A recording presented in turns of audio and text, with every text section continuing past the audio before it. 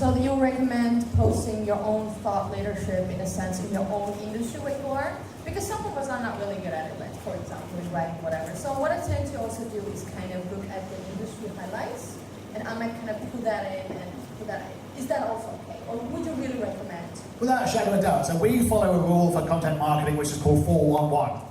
And you should all do this. You should never post your own services all the time, because people will unfollow, people will hide your feed, and you won't even know about it. So the way you should do it is 411 is for every hard sell post. If I started talking about LinkedIn, because we have black marketing, we do LinkedIn for CEOs across the world. But if I did that all the time, I wouldn't get engagement. So what I do is I do one post about, say, black, and then I do a post about the ecosystem, about social selling, or content marketing, or personal branding, or employer branding. And then I'll do 4 or 5 unrelated posts. My post this morning from the AmCham Smart City Summit was nothing to do with my business.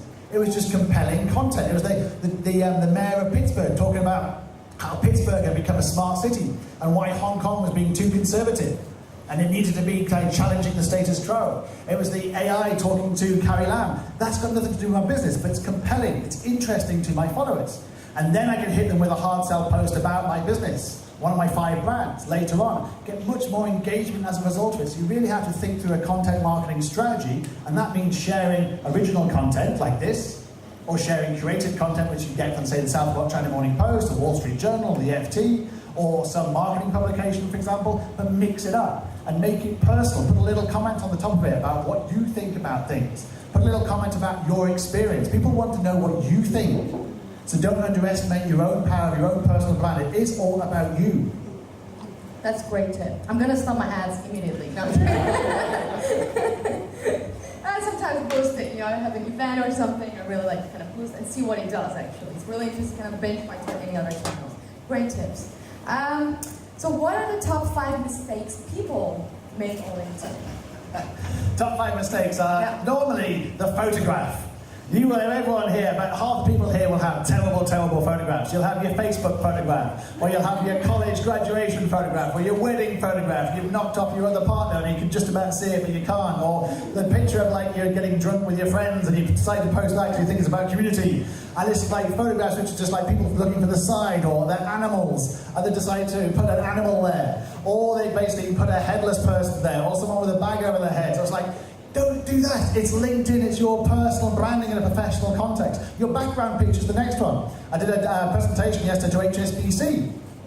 200 people in the room. I'd researched every single HSBC employee in Hong Kong. Bear in mind, this is the headquarters of HSBC. I could not find a single HSBC employee who had HSBC in their background.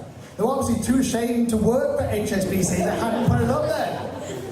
And yet I found other people who had actually put their brand up there. Most of them just had pictures of Hong Kong. It's great, but if 100 of you have pictures of Hong Kong, there's only so many pictures of Hong Kong you can have that's different to other people's pictures of Hong Kong. It doesn't differentiate your brand.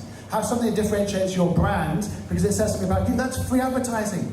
And then the summary section. People underestimate the power of the summary section. It's your bio. Tell your story. Tell it in the first person, not the third person, as it sounds like strange.